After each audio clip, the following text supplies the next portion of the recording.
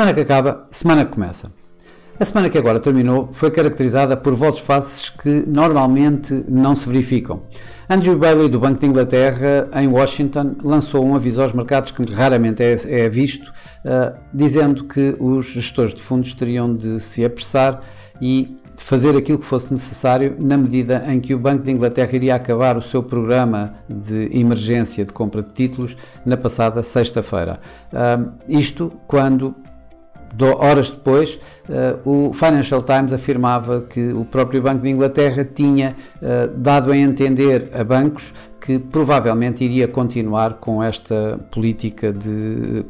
com este programa de emergência para ajudar a sustentar o mercado da dívida pública. Entretanto, mais tarde, no dia seguinte, as minutas do banco norte-americano, o Banco Central norte-americano, da Fed, da Reserva Federal, apontavam ainda um caminho mais hawkish do que aquele que já de si bastante hawkish dos próprios mercados, com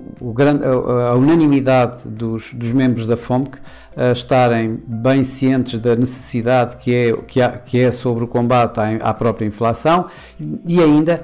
colocando mais ênfase de que teriam mais receio de pecar por defeito do que por excesso, ou seja, preferem continuar a acelerar o aperto monetário de forma a poder eventualmente criar uma recessão do que a deixarem a inflação correr por si mesma,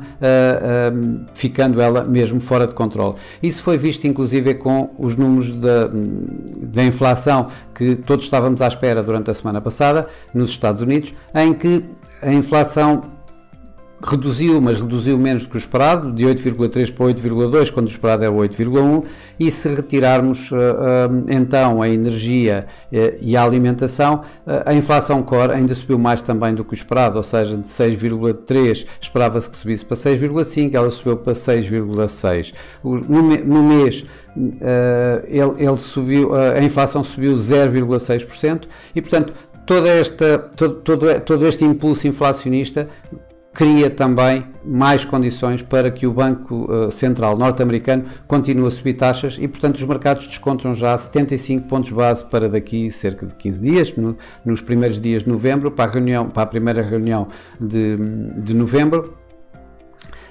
E provavelmente mais outros 75 na próxima reunião. Isto acabaria por ser um drag, um peso nos mercados acionistas, nomeadamente, e também nos mercados obrigacionistas. Se nos mercados obrigacionistas as coisas continuaram de uma forma normal, eu diria, ou seja, continuaram a cair as obrigações e a subir as yields obrigacionistas, nos mercados acionistas deu-se quase o contrário, ou seja, primeiro, depois das notícias, realmente os mercados acionistas caíram, para repentinamente fazerem uma reviravolta completa, terminando esse mesmo dia a ganhar e em fortes ganhos, recuperando desde os mínimos até ao fecho cerca de 4%, sem que nada o justificasse, eu diria. Por outro lado, na política inglesa também se davam grandes reviravoltas. Kwarteng, que vinha de Washington para, em princípio, uma reunião para tentar apressar a apresentação do seu plano de impostos, acabou demitido por Liz Truss, que o substituiu por Jeremy Hunt e que já admitiu, inclusive, que o mini orçamento de Kwarteng teria alguns erros e, portanto, seria de alguma forma alterado para, diria eu, estar mais em consonância com os próprios mercados, já que os mercados acabaram por ter uma importância vital nesta mudança de política britânica. Mas, obviamente, que isto tudo cria muita instabilidade e as obrigações continuaram mesmo a cair, ou seja, os mercados obrigacionistas reagiram bem, ou reagiram em conformidade com a situação criada das expectativas de subida de taxas de juros, nomeadamente dos Estados Unidos, e, portanto, as obrigações acabaram mesmo a semana em perdas realmente acentuadas. Nos mercados acionistas,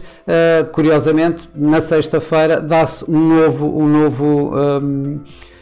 nova reviravolta, ou seja, depois de termos estado com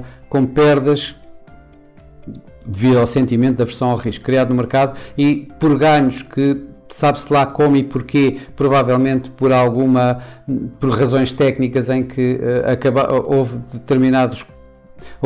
posições curtas que foram cortadas, acabou por haver aqui assim uma pequena correção e na sexta-feira acabaram os mercados a perder uma vez mais. Isso não aconteceu tanto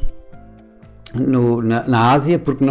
realmente os ganhos foram maiores, foram na sexta-feira. A Europa, inclusive, conseguiu acabar de alguma forma positiva, pouco positiva, mas positiva. A Ásia acabou, numa forma geral, negativa, apesar de o Xangai Composite conseguiu mesmo, na China, conseguiu ganhar durante a semana, terminar a semana em ganhos, mas por exemplo já o Hang Seng em Hong Kong perdeu mais de 6%, portanto ele afundou bastante durante esta semana foi nitidamente uma semana negativa. Como eu disse, na Europa nem por isso, nos Estados Unidos as coisas também acabaram por ser mistas. O índice Dow Jones, por exemplo, conseguiu acabar em ganhos, mas já o Nasdaq perdeu esta semana mais de 3%. Por cá, por Portugal, o nosso índice acabou por terminar quase flat, ou seja, uma leitura negativa à volta dos 0,27%, portanto foi praticamente flat, com o BCP a ganhar 7,3%, aqui assim a ganhar bastante, aliás, dentro da linha da banca em geral, com as taxas de juros a subir, e já a Greenvolt, as renováveis, teve mais uma semana em perdas, perdendo esta semana novamente 7,1%. As commodities em geral foram bastante castigadas durante esta semana, isto tem a ver exatamente pelos receios de recessão, pela subida de taxas de juros, pela subida das yields obrigacionistas e obviamente que aqui assim, mais uma vez, o petróleo foi o grande perdedor. Esta semana foram cerca de entre 7% a 8% as perdas, 7% no Brent, 8% no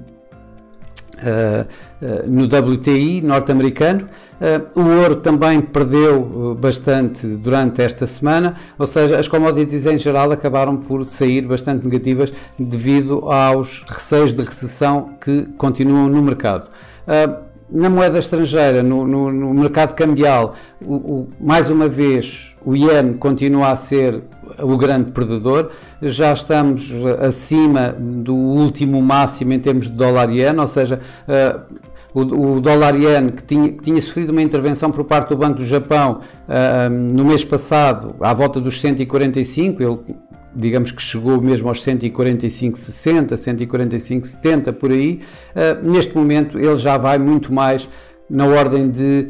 atingir os 150 sem que se consiga ver o Banco do Japão. Vamos ver para a semana como é que abre a semana em termos do Banco do Japão, se vai aparecer, se não vai aparecer, se vai intervir uma vez mais. O Banco do Japão aqui pode não estar a intervir por uma razão muito simples, as outras divisas praticamente também perderam todas contra o dólar. O dólar foi o grande ganhador mais uma vez desta semana, a Libra, que foi campeã da volatilidade, andou a negociar abaixo de 1,10, chegou a negociar praticamente a 1,13 e terminou à volta de entre os 1,11 e 1,12. Estamos a falar da Libra contra o dólar. O euro também de alguma forma teve aqui assim algum suporte, tanto que o euro-dólar acabou praticamente aos mesmos níveis de que começou a semana, à volta dos 0,97 e portanto se dizemos que o dólar ganhou, o euro também ganhou alguma coisa. O franco suíço também perdeu alguma coisa durante esta semana e as grandes perdedoras também, além do iene, como eu já falei, foram as commodity currencies, as divisas que estão mais ligadas às commodities, como é o caso do dólar canadiano, como é o caso do dólar australiano ou do dólar neozelandês. Para a próxima semana, os olhos estão voltados para a China, porque temos aqui o 20º Congresso do Partido Comunista Chinês, em que, obviamente, está mais do que certo que Xi Jinping vai continuar por mais 5 anos a liderar a China, com várias desafios pela frente, nomeadamente a história da tolerância zero do Covid, que está a fazer uma pressão enorme sobre o crescimento económico chinês e também até a nível global. Portanto, nesse aspecto é a forma como os mercados também olham para a situação na China, é exatamente dessa, pelo que aportam ao crescimento global. Por outro lado, os olhos vão continuar a estar colocados no Reino Unido, ver o que é que Jeremy Hunt vai neste momento fazer ao tal mini budget. Ele já inclusive disse que reconheceu alguns erros nesse mesmo orçamento planificado pelo anterior Kwarteng. O mercado vai estar bastante atento e vamos ver se o mercado vai, uma vez mais, atacar a Libra e os mercados obrigacionistas ingleses, tal como fez há umas semanas atrás, e mais, como é que o Banco de Inglaterra irá continuar a semana, se irá sair do mercado ou se irá continuar como comprador de último recurso das obrigações britânicas. Temos, além disso, na inflação, vamos ter países como o Canadá, o Reino Unido, a Nova Zelândia, que vão todos ter leituras de inflação esta semana. Vamos ter, como dados nos Estados Unidos, os dados principais são dados do imobiliário. Vamos ter também na Europa indicadores de confiança, exatamente, principalmente indicadores de confiança como o ZEW, que provavelmente irão apontar uma vez mais para a redução dessa mesma confiança no tecido empresarial e mesmo nas famílias da própria Europa, isto com a continuação da guerra e com a continuação da crise energética, que vai se agravar, obviamente, com a chegada do inverno. Os mercados vão estar também bastante atentos ao que vai acontecendo na época de resultados norte-americanos, essencialmente na época de resultados norte-americanos, com grandes empresas, digamos, aquelas que bastante sonantes e que normalmente tendem